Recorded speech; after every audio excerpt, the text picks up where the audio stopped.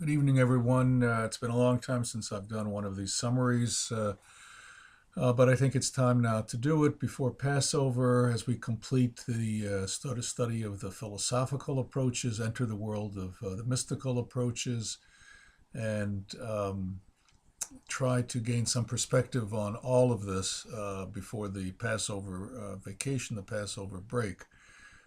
Once again, the discussions have been particularly lively and interesting through the discussions of Maimonides, a little bit on Spinoza as well. And I think many of you did have seen the kind of connections that I saw with regard to both Spinoza and Maimonides. Just to say a few words about this, and again, I think your comments have been right on target. Um, it looks like for Spinoza and Maimonides, they share a position on this that there is no such thing as evil. Evil is, in many ways, the absence of good. As with Rambam, things don't exist to serve humanity, they exist to serve themselves. And that's why Spinoza talks about the refuge of ignorance. I think there's a different translation here that sort of God becomes the refuge of ignorance. Anything we can't figure out the reason for, we just say God did it, but not just that God did it, God had a reason for doing it. There was some reason why this thing happened or that thing happened or whatever. It's also the concept of deus ex machina, that whenever you can't figure out a reason, you say, well, God is the one who did it. Today we might think of different paradigms, actually, that would also not necessarily see everything as for the purpose of humanity, but perhaps everything is to serve the purpose of the whole system. Today we might think about ecology, environment, things exist as part of a system, and they do serve the needs of that system. There was an attempt once to think about wars and natural disasters as necessary functions of the system, sort of they take care of themselves. Because these things reduce the number of people in the world and thus enable the system to survive and sustain itself and move into the future.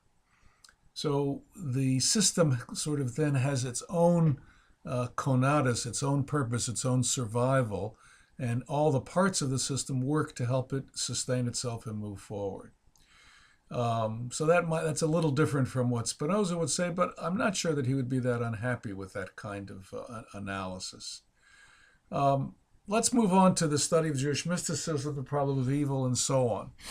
The discussion so far, those of you who have been contributing, and I've noticed a little bit of a downturn in terms of the numbers of people who have been contributing, and you're really going to need to do that over the course of this vacation to catch up there. But so far, I think there's been a very interesting and excellent understanding of the nature of the discourse and its implications. Jewish mysticism has to take the problem of evil seriously because it takes human experience seriously. It can't just explain evil away.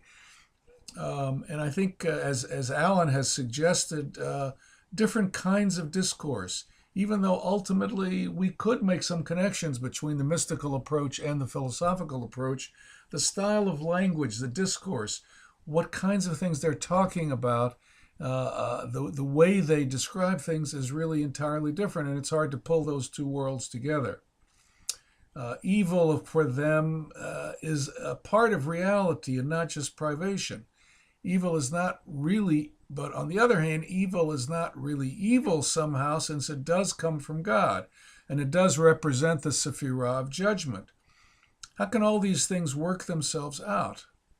Because mysticism is much closer to Midrash and is not bothered by contradictions, as Michael and Alan have noted.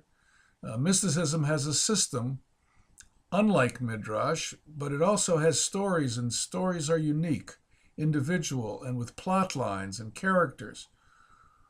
All of these characters are both generic, Samael and Lilith and Sitra Achra and so on and so forth in what we've been reading, but they're also individual with their own features and challenges. The stories are not all consistent with each other. We read in Chavruta today and yesterday about the female counterpart to the Samael. She's actually not called Lilith in this little section from the Zohar. But at one point, this female counterpart to Samael becomes a male warrior. And he kills he slaughters the shoted, the fool.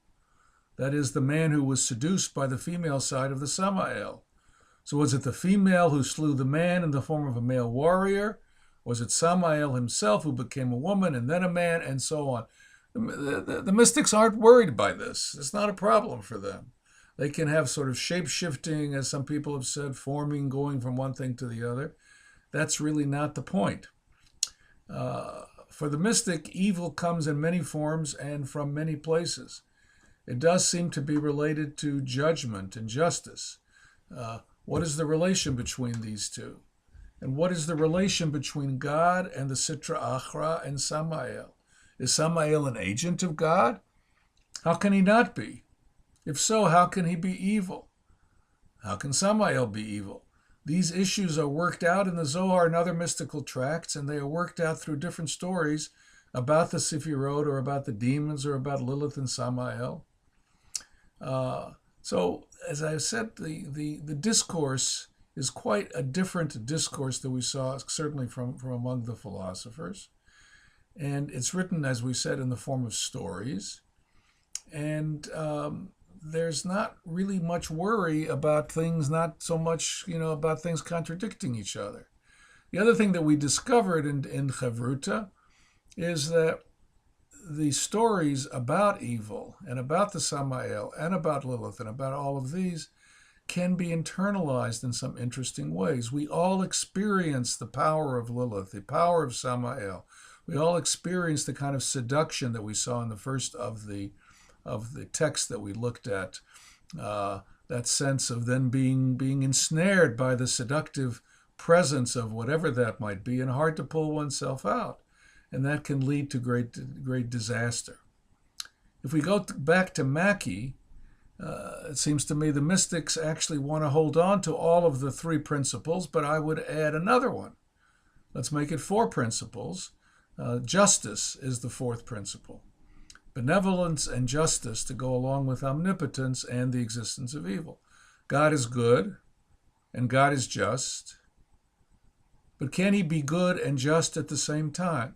Are goodness and justice the same thing? Is justice really the source of evil in this sense? Maybe goodness is the source of evil. Evil seems to come when justice is not tempered by goodness or mercy. Are mercy and goodness the same thing?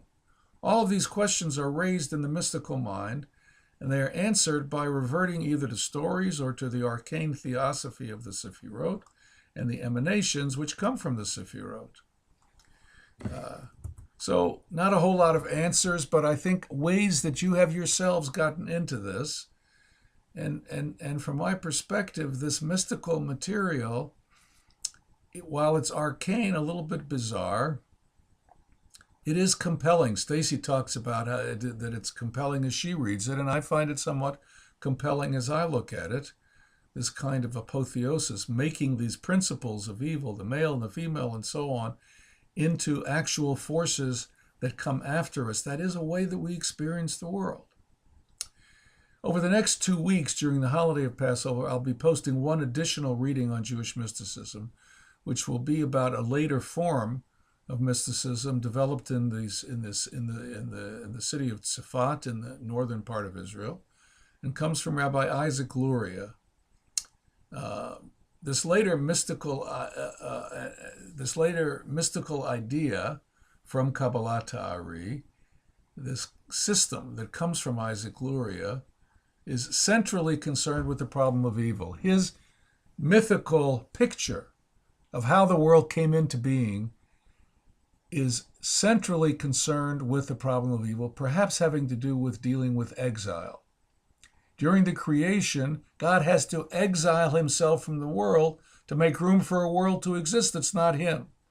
And there are those people who see that kind of way of thinking is a way to bring the experience of exile that the Jews had into the very essence of being, the essence of what creation is. God himself had to go into exile to create the world. But once he did this tzimtzum, he sent out rays of divine light, the divine light which would be creating. And these rays of divine light were contained in kelim, they were contained in vessels. And at a certain point in the creation, these vessels broke. They could no longer hold the light. and the light got scattered over the whole world.